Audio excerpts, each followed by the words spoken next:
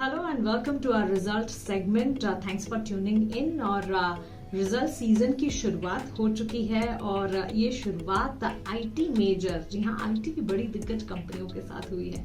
तो हमारे सेगमेंट की भी शुरुआत मैं इन्हीं कंपनियों के नतीजे और आईटी सेक्टर का इस वक्त का सेंटिमेंट कैसा लग रहा है इसके साथ आपको बताकर करना चाहूंगी। तो सबसे पहले तो आईटी सेक्टर के लिए अगर देखा जाए, एचसीएल टेक, इन्फोसिस और टीसीएस के नंबर्स, टीसीएस के नतीजों से शुरुआत हुई। कह सकते हैं कि आईटी मेजर के नंबर्स से शुरुआत हुई और नतीजों ने निराश ही किया।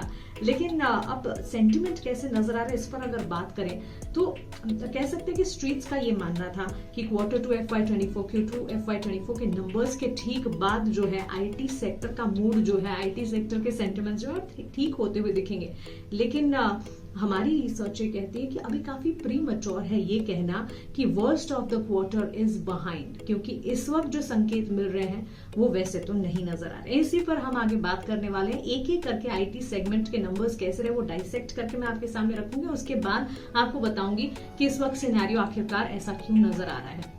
देखिए, जब आईटी सेगमेंट के नतीजों की बात होती है, revenues, margins, constant currency growth और साथ ही डील विन्स, ये कुछ चीजें हैं जिस पर लगातार फोकस करना होता है और इन्हीं चीजों से एक तरह से आकलन लगाया जाता है कि नतीजे कैसे आए। सबसे पहले रेवेन्यूज की शुरुआत करते हैं। बात हम तीन नतीजों की करने वाले हैं, टीसीएस, इन्फोसिस और एचसीएल टेक्नोलॉजीज, क्योंकि इन तीन आईटी मेजर्स के नंबर्स है और नंबर्स के बाद एक इवेंचुअल इम्पैक्ट मार्केट पर नतीजों के साथ साथ ही पड़ता हुआ भी हमने देखा।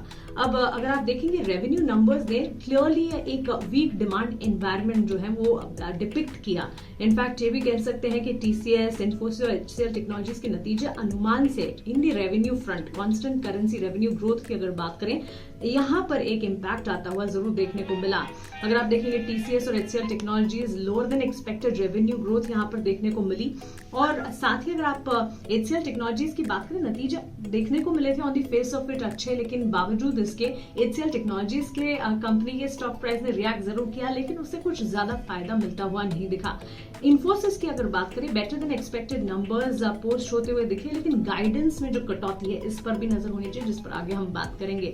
तो clearly constant currency revenue growth के मोर्चे पर अगर हम देखें तो नतीजे जो थे वो अनुमान से कमजोर देखने को मिले। अब बात करते हैं मार्जिन्स की।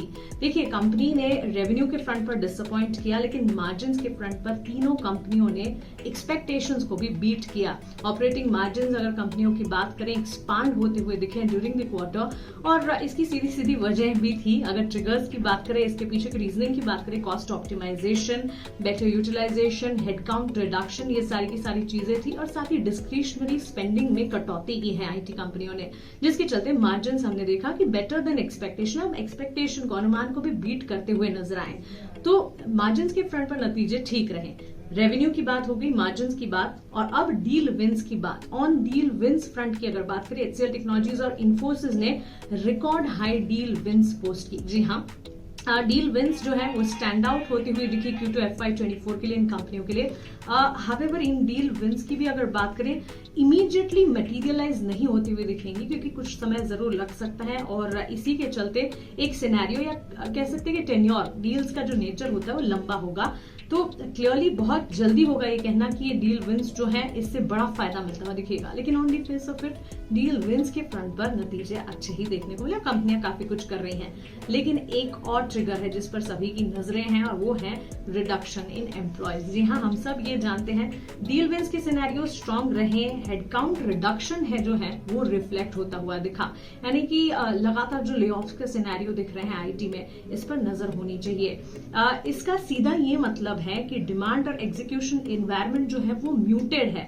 डील्स भले ही बढ़ रही हो, लेकिन सिनेरियो या सेंटिमेंट जो आईटी सेक्टर का है अब भी कमजोर है। इसी के चलते लगातार वो कहते हैं ना, एम्प्लॉयज, कर्मचारियों की छटनी का सिलसिला जो है अब भी इसी तरह चलता है। तो ये तो एक फेज है ही जिस पर नजर होनी चाहिए। और इन सब के बावजूद एक और चीज होती है हर कंपनी के लिए, जो क्या एक चीज होती है जिस पर नजर होनी चाहिए, वो है गाइडेंस। रेवेन्यू गाइडेंस में कंपनियों ने कटौती की है। इन्फोसिस की अगर बात करें FY24 despite beating street estimate, नतीजों की अगर बात करें इन टर्म्स ऑफ मार्जिन्स, उन्होंने अपनी गाइडेंस जो है 1 to 2.5% बनाई, जो कि 1 to 3.5% जो पहले वाली गाइडेंस थी उससे कम रही। तो क्लियरली यहाँ पर उन्होंने अपनी गाइडेंस में कटौती की। ठीक इन्हीं की तरह HCL टेक्नोलॉजीज ने भी अपनी revenue guidance during the quarter जो है डिस्पाइट एक डिसेंट मार्जिन एक्सपेंशन देखने को मिला, गाइडेंस में कटौती की, 5 से 6% की गाइडेंस बताई, जो कि पहले 6 से 8% की थी। तो ये क्लियरली इंडिकेट करता है कि सेकेंड हाफ जो है आईटी कंपनियों का वो सॉफ्टर ही रहेगा, या ये कहना बहुत जल्दी होगा कि आईटी कंपनियों के लिए परेशानियों की घड़ी जो है वो बीत चुकी है और सेकेंड हाफ में बेहतरी हो सकती है, क्योंकि सेंटिमेंट इस वक्त ऐसे नहीं नजर आ रहे हैं। देखिए मार्जिन्स ठीक रहे, डील विंस ठीक रही, लेकिन गाइडेंस में कटौती और साथ ही हेडकाउंट रिडक्शन और साथ ही कांस्टेंट करेंसी रेवेन्यू ग्रोथ के सिनेरियोज, ये एक कंसर्न है और इन कंसर्न्स पर खास तौर से नजर होनी चाहिए। तो क्लियरली क्रक्स ये है कि आईटी कंपनियों के नतीजे आए, नतीजे कमजोर भी रहे, नतीजों में कुछ चीजें रही, कुछ पर्टिकुलर कंपनी HCL टेक्नोलॉजीज की अगर बात करें नतीजे ठीक रहे, मार्जिन्स के फ्रंट पर नंबर्स में हमने बेहतरी देखी, लेकिन बावजूद इसके आईटी सेक्टर के लिए एनवायरमेंट जो है वो अब भी कमजोर ही है।